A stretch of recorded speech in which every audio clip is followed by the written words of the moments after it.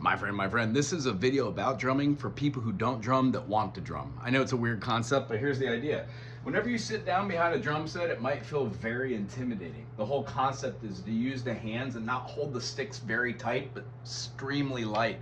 I like to throw a zero, put it stick through, leave a little nub out the end, and then wrap my fingers around, but keep it loose. You don't want to put a lot of pressure on it. The whole thing we're looking for is something called rebound, where the stick hits an apparatus and bounces back off. We learned to control that in many different ways, but the top three are this: single, double, triple.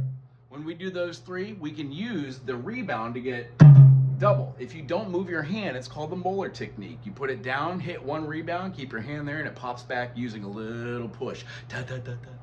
The way we practice this is called rudiments.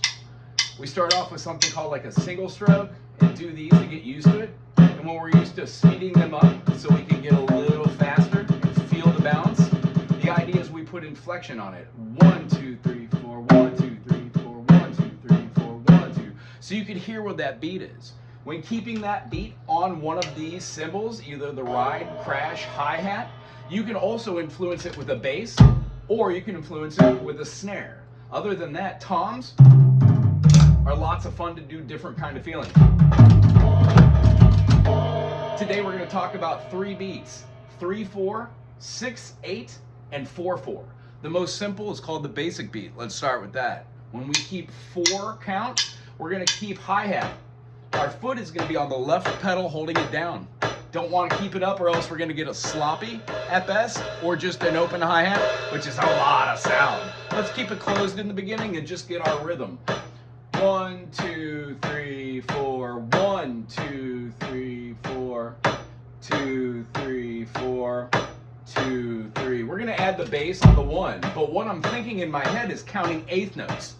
When I say 1, 2, 3, 4, I'm indubitably thinking 1 and 2 and 3 and 4 and. I'm gonna lift my right leg on the and of 4. Here we go. 3 and 4 and 1 and 2 and 3 and 4 and. When you lift it up and just let gravity do it, your foot naturally falls down on the 1. It's all about timing. But here we go. We're going to add a snare in. So if we've got a 1 on the bass, 1 and 2 and 3 and 4 and 1 and 2 and 3 and 4 and. The awkward part about this is getting this pattern. 1, 1, 1 and 2 and 3, 3, 3. You should clock doing this at least for 10 minutes. And then go back and try to put over your constant. As soon as you get that, you can play that anywhere. If you speed it up and put this not on the 1 and 3, but then 1, 2, 3, 4, you've got your basic rock beat. Nice. Open up that hi-hat, make it a little sloppy. You can put this over any rock beat. When we take away the constant of 1, 2, 3, 4, and we move that to having 3, we're doing something called a waltz. The feeling is we're changing the temperament to fall on a beat that is a strong beat, and we're moving away from one weak beat, meaning we have strong, weak, weak, strong, weak, weak, opposed to strong, weak, strong, weak. The whole idea is you can put a 4/4 groove underneath 3/4, hence 3/4 means there are 4 quarter notes. 1, 2, 3, 1, 2, 3. Put the bass on the 1, and then over here we're gonna have 1, 2, 3, 1, 2, 3.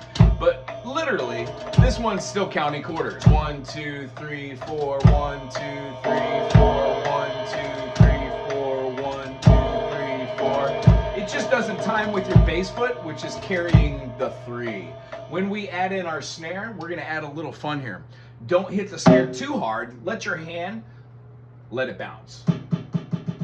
As many times as you want, but what you're gonna do is you're gonna feel this as being your constant and have 1, 2, 3, 1, 2, 3, 1, 2, 3, 1, 2, 3, 1, 2, 3, 1, 2, 3, 1, 2, 3, 1, 2, 3, 1.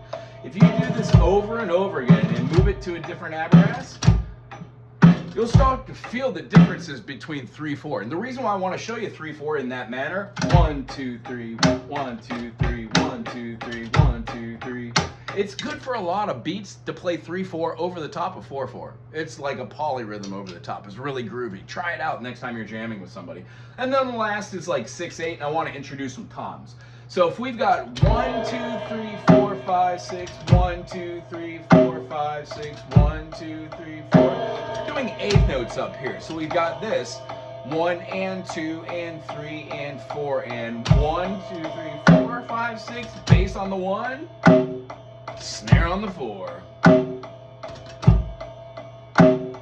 Because you got your hand rocking over here on the ride, you can use the other hand, which is only influencing the snare on the 4, to play a tom. And because you're playing eighth notes, it coincides with the beat. The hard part is getting rid of eighth notes and doing them as quarters. And doing the same rhythm, but only having that subdivided movement, which makes it 6/4.